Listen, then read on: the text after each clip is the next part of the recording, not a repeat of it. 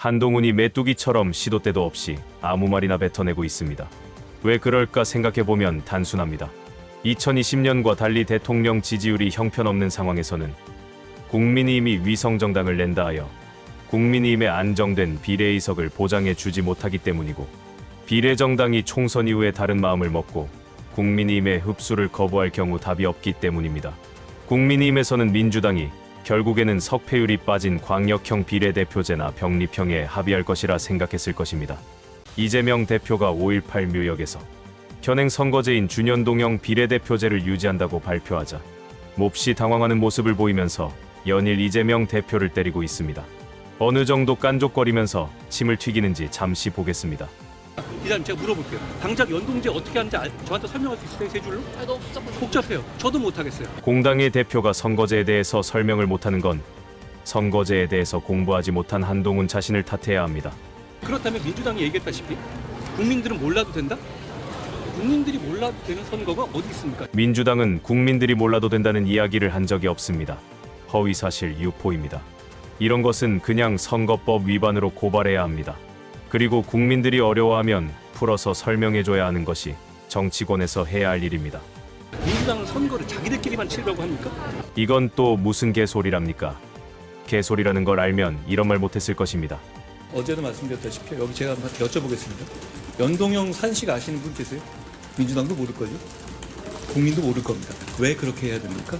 한동훈 자신이 모른다고 모두가 모를 거라는 저 오만함은 어디에서 기인한 걸까요? 저는 코미디 같은 일이라고 생각하고요. 한동훈 비대위원장이라는 존재 자체가 한국 정치의 코미디입니다. 이재명 대표가 그러니까 이제부터 다 그거다라고 거기에 맞춰가지고 하는 문제가 아니라, 정상적인 교육을 받은 사람이면 100번을 들어도 해석할 수 없는 말입니다. 비례대표 제도에 관해서 이재명 대표가 얼마나 말이 바뀌었는지를 한번 비교해 봐주시기 바랍니다. 이재명 대표가 한동훈이 말하는 것처럼 독단으로 결정할 수 있는 사안이었다면 말이 바뀔 이유가 없었습니다. 선거제를 바꾸려면 반드시 여야가 합의해야만 합니다. 그리고 이것은 옳고 그름의 문제가 아닙니다. 한동훈은 이재명 대표 개인의 생각에 따라 민주당 당론과 선거제가 바뀐다고 말합니다. 민주당 내에서는 그동안 수많은 논의가 있었습니다. 계속 이 문제로 갈등이 있었으면 했는데 없어서 불만인 것처럼 보입니다.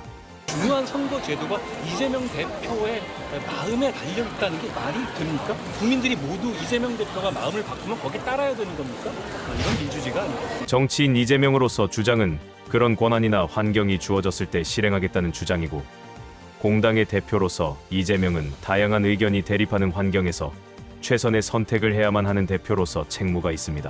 이재명 대표는 공식적으로 최고위원회의로부터 결정권을 위임받았고 의원총회에서 만장일치로 결정사항을 추인받았습니다. 법무부 장관이었다가 하루아침에 여당 비대위원장으로 발령난 인간이나 비대위원장으로 보낸 인간과는 결정 과정이 질적으로 다르다는 걸 알 수 있습니다. 그런 것을 망각한 인간은 따로 있습니다. 거부권과 사면권을 남발하는 걸로 모자라 여당 내의 문제를 좌지우지하고 있는 윤석열과 기소권, 영장 청구권, 수사권을 다 가지고서 특정 정당이나 정권 입맛에 따라 움직이는 검찰입니다. 민주당에게도 가장 유리한 건 국민의힘이 주장하는 병립형 비례대표제입니다. 거대 양당의 가장 유리한 제도가 국민의힘이 주장하는 병립형 비례대표제인데, 2020년에 여당이었던 민주당이 나서서 양당 구도를 깨트리고 보다 많은 정당이 국회로 들어오도록 제도적 장치를 만들자라는 목적으로 현재의 준 연동형제로 선거법을 바꿨습니다. 당시에 국민의힘이 생각지도 못한 위성정당을 만들면서 민주당도 위성정당을 만들게 되었습니다. 2020년 이전까지 병립형으로 총선을 치렀고 2020년 21대 총선부터 지금의 준 연동제 비례대표제로 선거법을 바꿨고, 연동형 비례대표제가 본래 입법 취지를 제대로 살리지 못하고 여러 문제점을 드러냈습니다.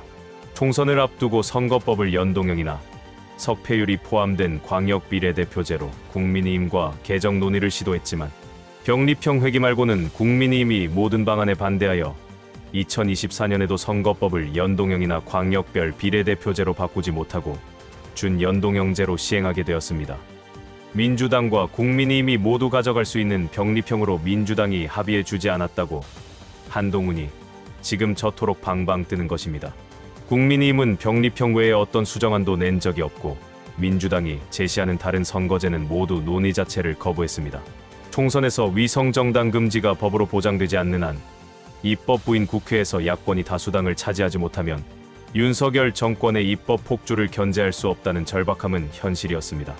병리평으로 회귀하거나 준연동형을 유지하더라도 위성정당이 불가피하다는 의견을 저를 포함해 많은 분이 내었습니다. 위성정당 금지 법안을 민주당이 발의했지만 국민의힘에서 논의 자체를 거부했고 윤석열의 거부권을 생각해 볼 때 불가능한 법안이었습니다. 민주당 일각에서는 준연동형 비례대표제를 유지하더라도 위성정당을 세우지 말자라고 주장했지만 윤석열 정권의 비상식적인 국정 운영을 생각해보면 틀린 주장은 아닌데 정말 철없는 주장으로 들렸습니다. 국민의힘이 주장하는 병리평으로 돌아갈 수 없는 민주당에서는 현재 시행 중인 준연동형 비례대표제와 연합위성정당은 반드시 해야 하는 선택이었습니다. 민주당을 위해서가 아니라 대한민국 국회가 견제 기능을 유지하기 위한 불가피한 선택이었습니다. 국민의힘은 병리평만을 고수하고 있습니다. 이미 공언한 대로 국민의힘은 위성정당도 만들고 있습니다. 계산하기 힘들다. 어떤 선거제도인지 국민은 모른다. 이재명 대표 마음에 따라 선거제가 변한다. 그동안 말을 바꿔왔다. 그러면서 윤석열 따까리 한동훈이 이재명 대표 발표에 절대 합의해 주지 않겠다라고 정신나간 소리를 한 것처럼 보도했습니다. 동아일보가 한동훈이 합의 안 해준다고 인용한 부분을 잠시 보겠습니다. 왜 5천만 국민이 이재명 대표 한 사람의 기분과 눈치를 봐야 됩니까? 이 선거제를 앞두고 왜 한 사람의 의사가 뭔지에 대해서 모든 사람이 집중해야 하는 건가요? 이건 민주주의가 아닙니다. 현행 선거법을 그대로 가져가겠다는 것인데 한동훈이 합의하고 말고가 어디 있고 이 말을 어떻게 합의해주고 안 해주고로 해석하는지 동아일보 수준이 의심스럽습니다. 바보들의 합창을 우리가 듣고 있습니다. 선거법은 반드시 여야가 합의해야 개정할 수 있습니다. 김건희 명품백에 대해서 윤석열이 녹화 방송에서 거론했다고 합니다. 윤석열이 김건희 명품백 사건에 앞으로 어떻게 대응할 것인지 살짝 엿볼 수 있는 지표가 있습니다. 김건희 명품백 사건을 KBS 녹화 방송에서 윤석열이 어떻게 거론했으며 앞으로 정부 여당은 어떤 프레임으로 가져갈까 알 수 있는지 지표가 있습니다. 새로운 입으로 뜨고 있는 이수정의 입이 요즘은 지표입니다. 이수정은 정부 여당의 분위기에 따라 말을 바꿔왔는데 여당 내에서 사과 프레임이 뜨자 처음에는 사과해야 한다고 주장했다가 한동훈이 폴더 인사를 하고 난 뒤부터 갑자기 몰카에 당한 피해자라고 김건희를 두둔하더니 김건희는 피해자인데 사과 요구는 2차 가해라 주장했고 북한의 공작일 수 있다면서 이제는 간첩으로 최재형 목사를 몰아가기 시작했습니다. 김건희 여사 명품백 의혹입니다. 최근 인터뷰를 보면은 입장이 좀 바뀌셨습니다. 그 사이에 무슨 일이 있었던 거죠? 왜냐하면 김건희 여사에게 백을 준 사람에 대한 정보는 전 없었어요. 예. 그분이 어떻게 보면 간첩일 수도 있다는 생각을 이제는 해요.